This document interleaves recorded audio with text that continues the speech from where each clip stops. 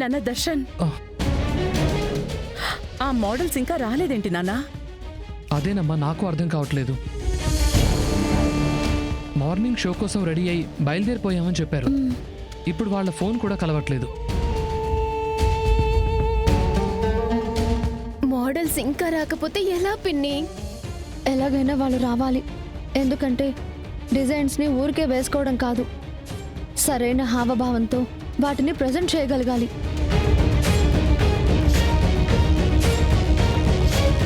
వాళ్ళంటే మన కాస్ట్యూమ్స్తో train up అయి ఉన్నారు. వేరే ఎవరు ఆ ప్లేస్ని రీప్లేస్ చేయలేరు.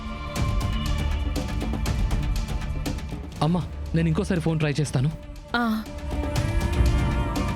రీప్లేస్ కాదు, కాంపిటీషన్లోనే వీళ్ళకి ప్లేస్ లేకుండా చేయబోతున్నాను. అందుకే వాళ్ళని ఇక్కడికి రాకుండా ఎత్తుకెళ్ళిపోయాను. అమ్మీ, ఈ 2.0 ఎంట్రీ అంటే ఏమో అనుకున్నాను గాని అబ్బబ్బబ్బబ్బబ్బబ్బా, క్యారెక్టర్ కూడా ఏం మారలేదమ్మే. నేనొచ్చాగా, డిఫరెన్స్ చూస్తూ గాని పర్ఫార్మెన్స్ బద్దలైపోతుంది.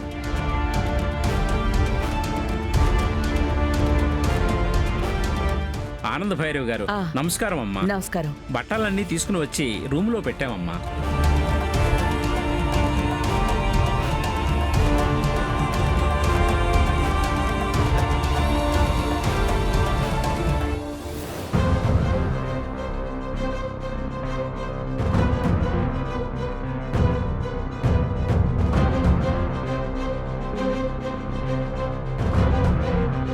వాళ్ళేనంట కదా ఆ డిజైన్లో నేసిన నేతకారులు.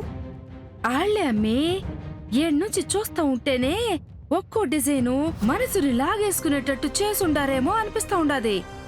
మనసుని లాగేసుకున్నా, వాటిని మీదేసుకుని పోగేసుకున్నా ఏం లాభం? వీళ్ళ సంబరం ఇక్కడితోనే ముగిసిపోక తప్పదు కదా. లోపల కూర్చోండి. అలాగేనా? నమస్కారం. మంచిది, వెళ్ళండి.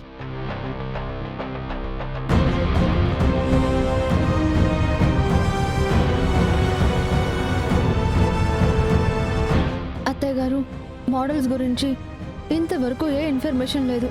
అసలు వాళ్ళు వస్తున్నారో లేదో కూడా ఏ క్లారిటీ లేదు. శరణ్య, మీరేం టెన్షన్ పడకండి.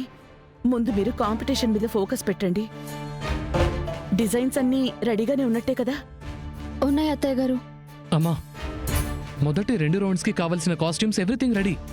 కానీ 3వ రౌండ్ కాస్ట్యూమ్స్కి ఆడిషన్ అవసరమని పంపించాం కదమ్మా, అవి ఇంకా రాలేదు.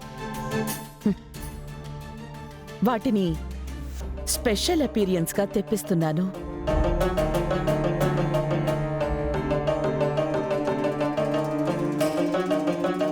ఆ స్పెషల్ అపీరియన్స్ అలా ఇలా ఉండదు.